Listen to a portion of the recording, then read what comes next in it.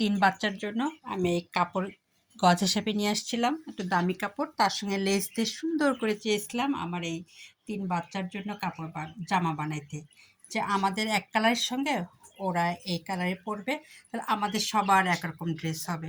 কিন্তু দুঃখজনক হলো কোনো টেইলার আর নিল না ওদের জামা কাপড়ের অর্ডার। মানুষের কাপড়ের নাকি এত ভিড় যে তাদের আর সময় নেই এই বাচ্চাদের জামা বানানোর। এই জন্য এই বাচ্চারা কতটুকু মন খারাপ করেছে তা আমার জানা নেই, তবে আমার খুব মনটা খারাপ। আমি বুদ্ধি করেই যে আমার কাপড়গুলো নিয়ে আসছিলাম তিন বাচ্চার জন্য, লেস দিয়ে একটু সুন্দর করে নিমার মতো বানাই দেব।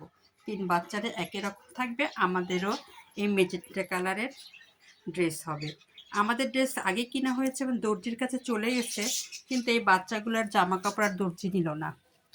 তাদের একটাই কথা যে আমরা অনেক ঝামেলায় আছি, মানুষের জামাই বানাতে পারছি না, আপনার বিড়ালের জামা কখন বানাবো। এদের মানুষের জামার ভিড়েই টেইলাররা ব্যস্ত, আমার বাচ্চার জামাগুলো কখন বানাবে বলেন।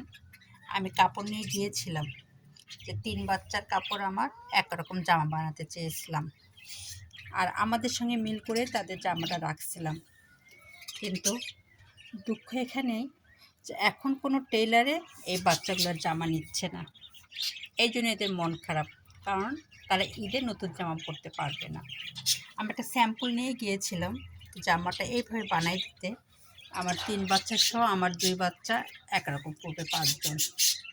কিন্তু টেইলার বলল এতই তারা ব্যস্ত মানুষের জামা বানাইতে যে বিড়ালের জামা বানানোর তাদের সময় নেই। কী আর করবো, আল্লাহ বাঁচাই রাখুক। আমরা কুরবানিতে এই বাচ্চাদের জামা পরাবো তিন বাচ্চাকে। আর এই বাচ্চারা এই জিনিসটা জানার পর থেকে তারা খুব মন খারাপ যে তারা ঈদের জামা পরতে পারবে না।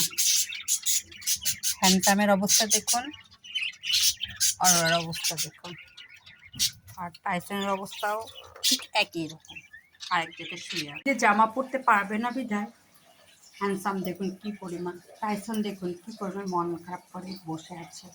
শুধু শুনেছে টেইলাররা মানুষের জামায় নিতে নাকি তাদের আর সময় নেই, বিড়ালের জামা কখন বানাবে।